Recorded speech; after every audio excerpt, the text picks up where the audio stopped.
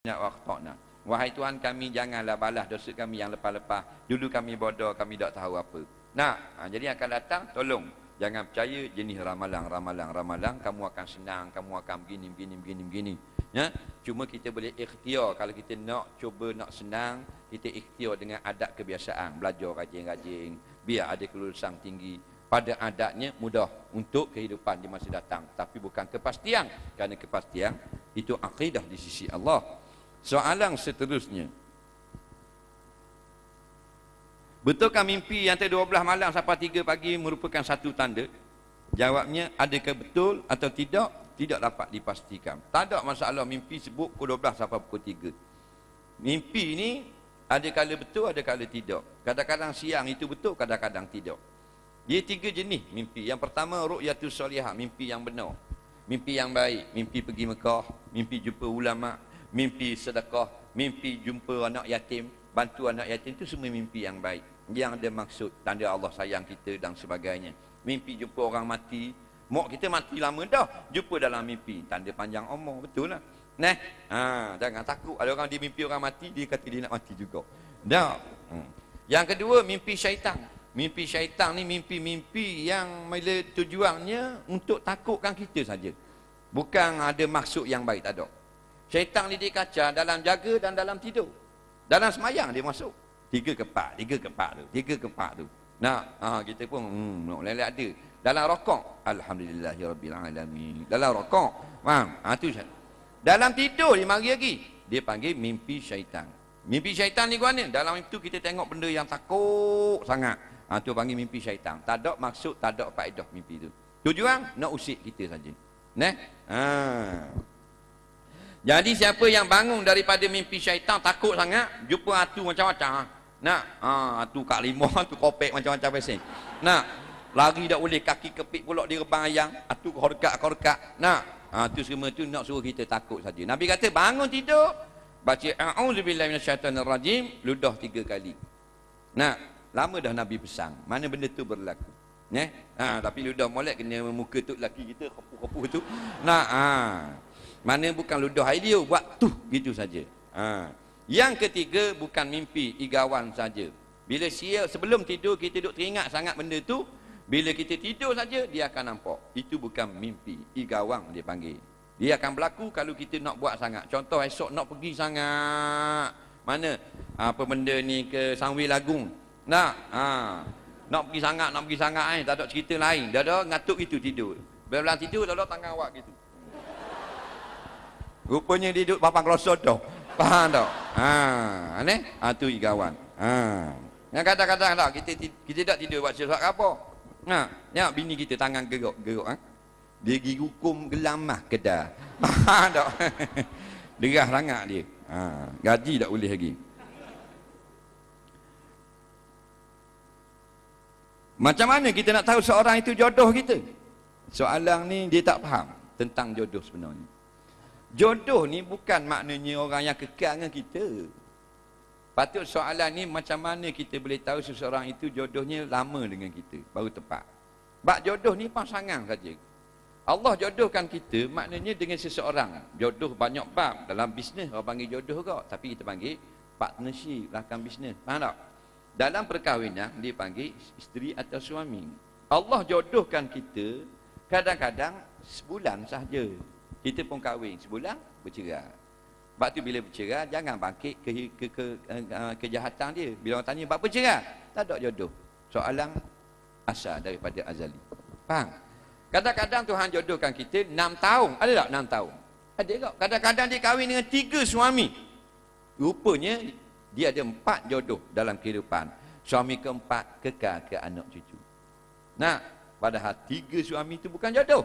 Jodoh lah tu. Tapi nak faham, jodoh bukan bererti lama. Jodoh arti pasangan kita, regu kita. Tu makna jodoh. Jadi kita boleh tahu tak dia lama tak lama? Tak boleh tahu. Tapi kalau nak jadi jodoh kita boleh tahu. Mana kita minang, dia terima. Cicing, dia suka. Atau cak kodok, dia makan. Jodoh lah tu. Ada orang 4 kali kahwin. Yang pertama kahwin dengan askar Jepun dulu, masa Jepun mari. Bila Jepun balik, cerai, tinggal dia. Kahwin pula dengan Tok Imam. Tok Imam mati patut diular sawa. Nah, tahun 58 lepas mereka kahwin pula dengan Tok Bilal. Nah, Tok Bilal baru ni mati lemah kat Sangwe. Nah, tahun 2012 rupanya ada lagi jodoh ni kahwin pula dengan JKK. Dan umpama, maknanya 4 kali jodoh bagi seorang perempuan. Itu baru nak faham cerita tentang jodoh. Soalan seterusnya. Apakah hukum laki-laki periksa beg tangan perempuan? Nampak apa pula ni? Beg tangan perempuan tu perempuan mana? Isteri dia. Isteri dia hak suami tu. Dia nak buka mana-mana boleh belaka, tak ada masalah. Cuma jangan sampai berasa hati isteri dia. Pandai-pandailah. Nak. Seperti macam tak percaya sangat, terasa isteri dia, habis benda dia nak cek. Tak, ada kat jenis suami dia cek belaka. Tokeng cabut tengok.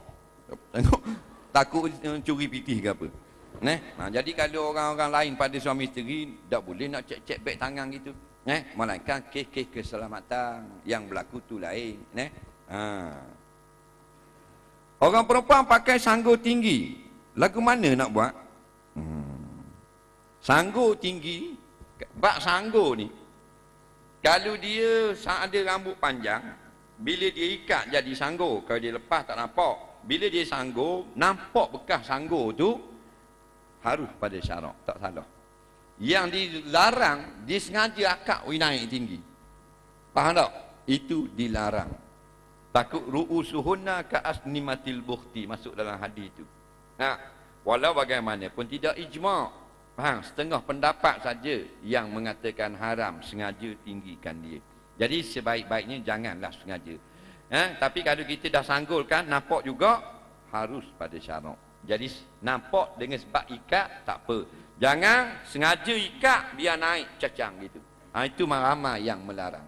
Bak orang perempuan afdal rambut panjang.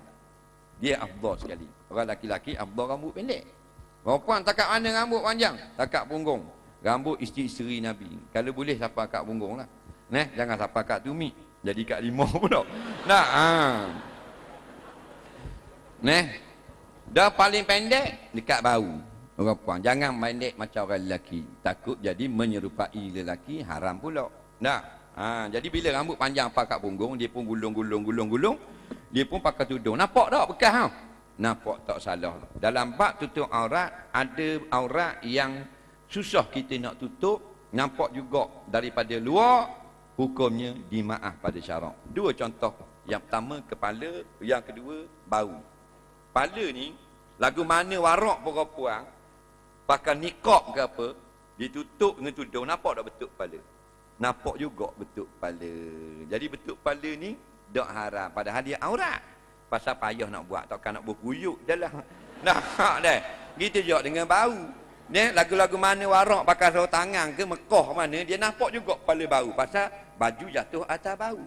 Maka nampak bentuk bau, tidak haram. Kerana ini ma zahara minha, perkara yang memang nampak, tak boleh nak buat dah. Tak wajib kena letak buluh besi dalam, tak wajib. Soalan seterusnya.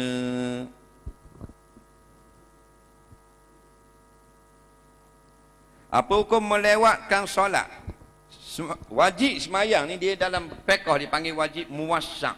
Wajib yang bukan selalu, tapi luas waktunya. Katakan zuhur 1:30, wajib semayang bukan 1:30, antara 1:30 sampai 4:30.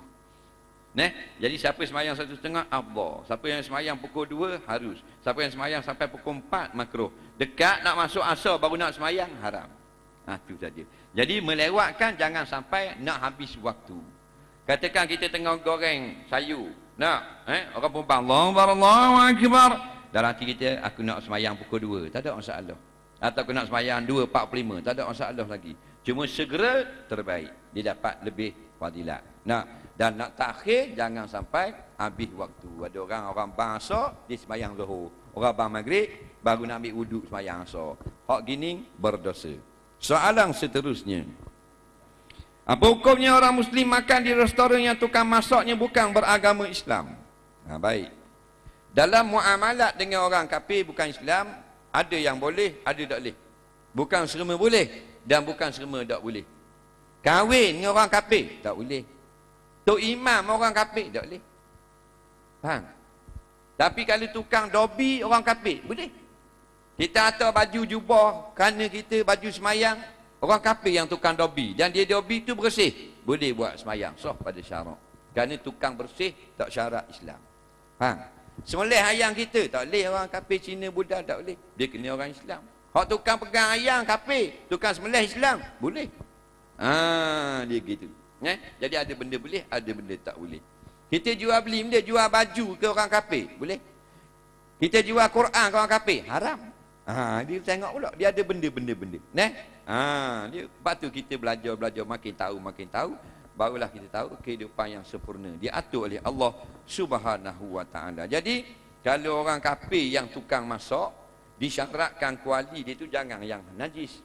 Jangan bukan menajis khinzir, babi, arak dan sebagainya. Dan pula bahan makanan itu adalah benda yang halal.